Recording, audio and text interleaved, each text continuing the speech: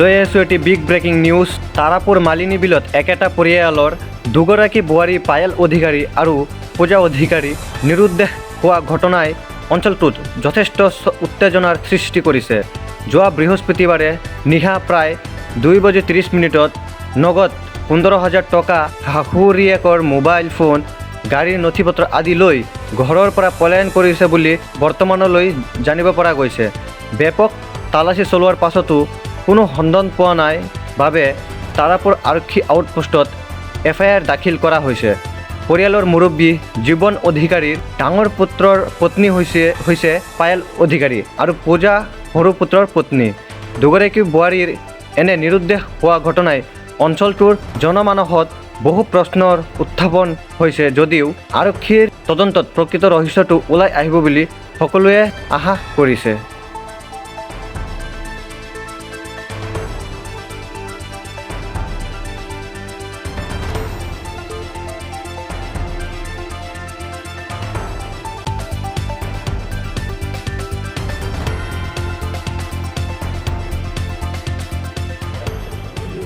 আমি জীবন অধিকারী, তারাপুর মালিনীবিল আমার বাসা। আমার বড় ছেলে প্রায় 1 বছর পূর্বে পায়েল অধিকারী নামে একটি মেয়েকে বিবাহ আবদ্ধ হয় এবং মধ্যম ছেলে জয়দীপ অধিকারী পূজা নমশুদ্ধ নামে একটি মেয়ের সাথে বিবাহ আবদ্ধ হয়। সুন্দরভাবে আমরা সংসারে বসবাস করিতেছি। গত পরশুদিন মানে শুক্রবার ভোরে আমরা দুপুর রাত্রে 12টার পরে ভাত খাই শুয়ে সকালে উঠে দেখি আমাদের 2 বৌমা ঘরে নেই। আমরা ভাবছি বাথরুমে গিয়েছে, কিন্তু অনেক পরে দেখি যে আমরা দরজা লাগানো, খোঁজাখুঁজি করে পাই নাই। পরে আমরা বিভিন্নভাবে দরজা খুললাম মানুষের সাহায্যে। আমরা বিভিন্ন দিকে খোঁজাখুঁজি করে দেখি যে এরা নিখোঁজ হয়েছে, মানে 2 জনই আমাদের বাড়ি থেকে নিখোঁজ হয়ে গেছে। সঙ্গে আমার একটি মোবাইল নিয়ে গেছে এবং কিছু টাকা। কত টাকা? 15,000 টাকা। আচ্ছা, আপনাদের পরিবারে কি কোনো ধরনের সমস্যা ছিল বা ঝগড়া কিছু ছিল এর আগে? না, ছিল না।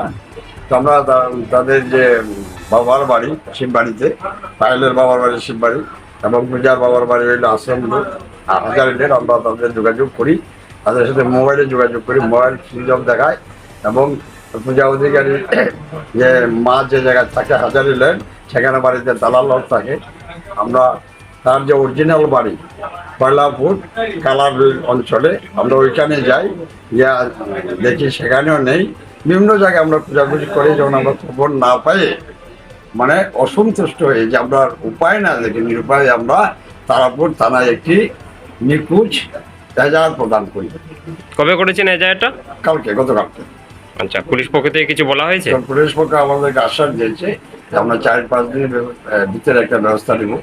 আমি শিলচরের জনসাধারণের কাছে আমি বিনীত প্রার্থনা করি, যদি কেউ আমাদের যে 2 বৌমা কারো সামনে পড়ে তাকে পাইয়ে দেওয়ার সহযোগিতা করার জন্য এবং আমাদের নিউজ চ্যানেলের নাম্বার দেওয়া থাকবে, এখানে যোগাযোগ করার জন্য আমি কৃতজ্ঞ থাকব।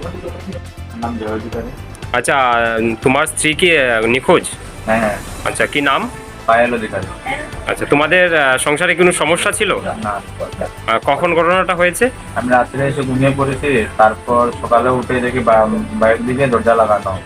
তারপর পাড়ার একটা ছেলেকে ফোন করে দরজা খুলে দেখি, আমি তো ভেবেছিলাম বাথরুমে গিয়েছে, তো ওদিকে খোঁজাখুঁজি করে না পেয়ে তারপর রিলেটিভসের ঘরে দেখলাম, তারপর আমার শ্বশুর বাড়িতে গেলাম, আমার শ্বশুর বাড়িতে গেলাম, ওখানে না পেয়ে তারপর থানাতে একটা এজাহার দেওয়া হয়। তোমার শ্বশুর বাড়িতে কি গিয়ে পাওনি? না। শ্বশুর বাড়ি কি উপস্থিত ছিল না? না। শ্বশুর বাড়িতে কে কে আছে তোমার? আমার শ্বশুর আছে আর আমার একটা শালা আছে। আচ্ছা, ওরা কেউই ছিল না?